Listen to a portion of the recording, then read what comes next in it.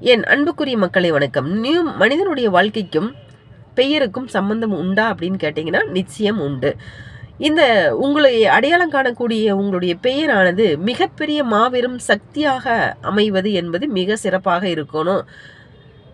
இப்போ சில பேர் பேர் ஒன்று இருக்கும், செல்லமா தம்பின்னு கூப்பிடுவாங்க. பையனாக இருந்தால் தம்பின்னு கூப்பிடுவாங்க.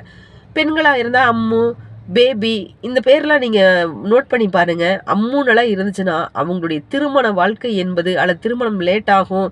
அந்த குழந்தை நல்லா படிக்கும்.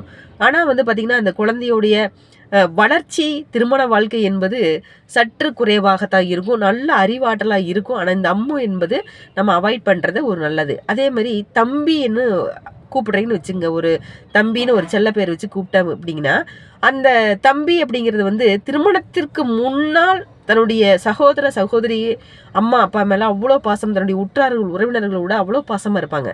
திருமணத்திற்கு பின்னால் டோட்டலாக மாறிடுவாங்க. ஆனால் அங்கே அவங்களுக்கு ஒரு நிரந்தரமான நல்ல ஒரு வாழ்க்கை துணை அமைய வாய்ப்பு இல்லை.